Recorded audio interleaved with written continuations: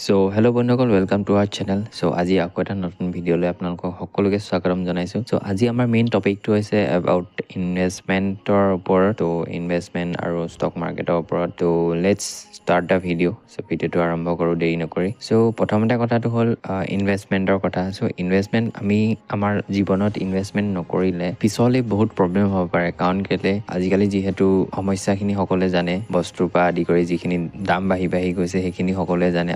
আৰু মেডিকেল ইঞ্চুৰেঞ্চত মেডিকেলৰ লগতে যিখিনি বস্তু ফাৰ্মাচিউটিকেলৰ যিখিনি আমাক ডেইলি লাইফ জীৱনত লাগে বা ডেইলি লাইফষ্টাইলত প্ৰয়োজন হৈ থাকে, সেইখিনি বস্তু বহুত দাম বাঢ়ি গৈছে। চ' তাৰ কাৰণে আমাৰ ইনভেষ্টমেণ্টটো বহুত জৰুৰী হয়। চ' আপোনালোকৰ ইনকমৰ যেনে হ'লেও 10% এটা ইনভেষ্টমেণ্ট কৰিবলৈ চাব, যিটো আপোনালোকৰ কম্পাউণ্ডিং গ্ৰ'থ দি থাকে আৰু আপোনাৰ মানি ডাবল হৈ গৈ থাকে, মানে কম্পাউণ্ডিং কৰি গৈ থাকে। চ' তাৰ কাৰণে আপোনালোকে সেইটো নিজৰ চইচ। তাৰ কাৰণে আপোনালোকে ষ্টক মাৰ্কেটৰ ওপৰত ইনভেষ্ট কৰিব পাৰে বা মিউচুৱেল ফাণ্ড ল'ব পাৰে, কোনোবাই FDত লগাব পাৰে, চ' কোনোবাই ৰিয়েল ইষ্টেটত লগাব পাৰে। চ' সেইটো আপোনালোকৰ ওপৰত নিজৰ চইচ হয়। তাৰ ওপৰত মই কোনো ক'ব নাযাওঁ। আজিকালি বহুতে কয় ষ্টক মাৰ্কেট স্কেম হয় বুলি, কিন্তু ষ্টক মাৰ্কেটত স্কেম কিয় হয় মই কৈ দিছোঁ আপোনালোকক। চ' মেইন কাৰণটো হৈছে আপোনালোকে নিজে ডিমেট একাউণ্ট নুখুলি মেলি, ত' বেলেগৰ ডিমেট একাউণ্টত আপোনালোকে ইনভেষ্টমেণ্ট কৰিবৰ কাৰণে আপোনালোকে পইচা দিয়ে, বা বেলেগৰ থ্ৰুৱেদি দি আপোনালোকে ইনভেষ্টমেণ্ট কৰিবৰ কাৰণে পইচা দিয়ে। ত' আজি কেইদিনমানৰ আগতে আমাৰ অসমতে এনেকুৱা এটা ঘটনা ঘটি গৈছে, যি আমাৰ অসমীয়া মানুহখিনিয়ে বা বেলেগ আৰু বহুতো মানুহে নিজৰ পইচাখিনি বেলেগক ইনভেষ্টমেণ্ট কৰিব দিয়ে। একচুৱেলি কথাটো তেনেকুৱা নহয়। আপোনালোকে আজিকালি বহুত সহজ হ'ল, যিহেতু টেকন'লজি ইমান আহি গ'ল, আৰু ব্ৰকিং যোনবোৰ এপ হয়, এপত আপোনালোকে গৈ পিনে ডিমেট একাউণ্ট অ'পেন কৰিব পাৰে। ত' তাৰ কাৰণে আজিকালি প্ৰচেছবোৰ একেবাৰে ইজি হ'ল। চ' ডিমেট একাউণ্ট নিজে অ'পেন কৰক। আপোনালোকৰ যিখিনি ফাইনেন্সিয়েল এডভাইজাৰ আছে, ভাল ফাইনেন্সিয়েল এডভাইজাৰ আছে, আপোনালোকৰ CA আছে, মানে চাৰ্টাৰ্ড একাউণ্টেণ্ট আছে, ত' তেওঁলোকৰ পৰা আপোনালোকে এডভাইচ লওক, কেনেকে ধৰণে ষ্টক মাৰ্কেটত ইনভেষ্ট কৰিব পাৰিম আৰু কি ষ্টকত ইনভেষ্ট কৰিব পাৰিম। বা আপোনালোকৰ যদি ষ্টক ইমান এটা আপোনালোকৰ বিলিভ নাই, তেনেহ'লে আপোনালোকে মিউচুৱেল ফাণ্ডত যাব পাৰে। Mutual fund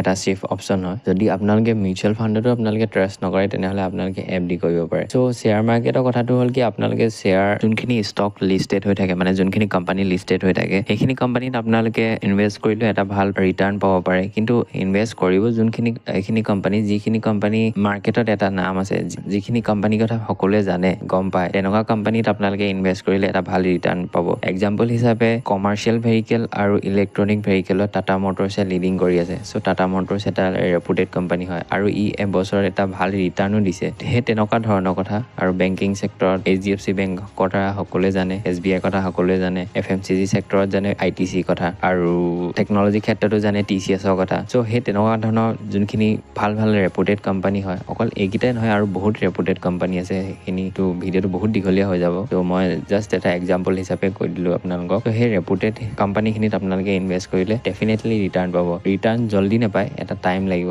1 year, 2 year, 5 years, 10 years। চ' সেইটো টাইম পিৰিয়ডত আপোনালোকে এটা ভাল ৰিটাৰ্ণ পাব। যদিহে আপোনালোকে ষ্টকত ইনভেষ্ট নকৰে, তেনেহ'লে মিউচুৱেল ফাণ্ডতো বহুত মিউচুৱেল ফাণ্ডৰ কেটেগৰী আছে। লাৰ্জ কেপ আছে, স্মল কেপ আছে, মিড কেপ আছে, আৰু ব্লু চিপ ফাণ্ড আছে, ইণ্ডেক্স ফাণ্ড আছে। চ' এইখিনি গোটেইখিনিত নলগাই আপোনালোকে এটা বাছি যোনকেইটা এটা ভাল মিউচুৱেল ফাণ্ড হয়, সেই মিউচুৱেল ফাণ্ডত আপোনালোকে ইনভেষ্ট কৰিলে এটা ভাল ৰিটাৰ্ণ পাব। সেইকাৰণে আপোনালোকে আপোনালোকৰ পাৰ্চনেল ফাইনেন্সিয়েল এডভাইজাৰ আৰু CA লগত আপোনালোকে কনচাল্ট কৰি মেলি এইখিনি ইনভেষ্টমেণ্ট কৰিব পাৰে। আপোনালোকে ইউটিউবৰ পৰা বহুতখিনি ভিডিঅ' চাই গম পাব পাৰে। আৰু প্লাছ আপোনালোকৰ যোনটো ডিমেট একাউণ্ট আছে, তাতে গৈ পিনে আপোনালোকৰ ব্ৰকাৰ এপ খুলি পিনে তাত আপোনালোকে কোম্পানী চাৰ্টখন চালেই গম পাব যে এইটো কোম্পানী কিমান ৰিটাৰ্ণ দিছে বা কিমান ভাল পাৰফৰ্মেঞ্চ দিছে। আপোনালোকে সেইখিনি গোটেইখিনি এনালাইচিছ কৰি মেলি আপোনালোকে ইনভেষ্ট কৰিব পাৰে।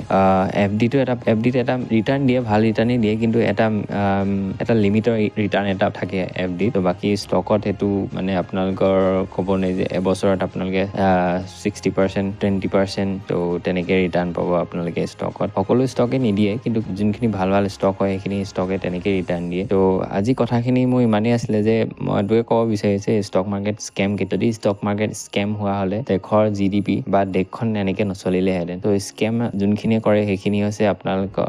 চ' ষ্টক মাৰ্কেটে স্কেম কৰা মানুহখিনি এইখিনিয়ে হয়, যিখিনি মানুহে বেলেগৰ পৰা পইচা লৈ মেলি আপোনালোকক মানে ক'ব যে মই ইমান % ৰিটাৰ্ণ দিম বুলি, আৰু যোনটো বছৰৰ আগত বা মাহত সেইটো % ৰিটাৰ্ণ সম্ভৱেই নহয়। নহয় তো তেনেকৈ মানুহক লোভ লগাই তেনেকৈ পইচা লৈ পিনে গুচি যায় চ' আমাৰ মানুহখিনি ভাবে যে ষ্টক মাৰ্কেট স্কেম হয় গেম্বলিং হয় চ' তেনেকুৱা ধৰণৰ নহয় আপোনালোকে নিজে ডিমেট একাউণ্ট খোলক আপোনালোকৰ ফাইনেন্সিয়েল এডভাইজাৰৰ লগত কথা পাতক CA লগত কথা পাতক আপোনালোকে গোটেইখিনি চাই মেলি কোম্পানীখিনি গোটেইখিনি ডিটেইলছ এনালাইচিছ কৰি ফাণ্ডামেণ্টেলখিনি চাই মেলিহে আপোনালোকে ইনভেষ্টমেণ্ট কৰক চাব আপোনালোকে এটা ভাল ৰিটাৰ্ণ অবভিয়াছলি পাব মিউচুৱেল ফাণ্ডৰ ক্ষেত্ৰতো তেনেকুৱাই হয় ত' স্মল কেপত ইমান ভাল ৰিটাৰ্ণ দিয়ে প্লাছ ইণ্ডেক্স ফাণ্ডত বহুত ভাল ৰিটাৰ্ণ দিছে ত' কথাটো তেনেকুৱা আৰু যিহেতু ইণ্ডিয়াত যিহেতু বুমিং কৰিছে মানে ইণ্ডিয়া ইকনমিক গ্ৰ'থ বাঢ়ি গৈ আছে এইটো মই কোৱা কথা নহয় এইটো RBI কৈছে প্লাছ JP মৰ্গেন সকলোৱে চিনি পায় মৰ্গেন ষ্টেনলি তেওঁলোকেও এইটো এটা আৰ্টিকেল প্ৰকাশ কৰিছে যে ইণ্ডিয়া মানে ইন ফিউচাৰত আৰু গ্ৰ'থ কৰিব কথাখিনি তেনেকুৱা ত' আজি আমাৰ ভিডিঅ'টো ইমানেই আছিলে ত' ভিডিঅ'টো ভাল পালে এটা লাইক কৰিব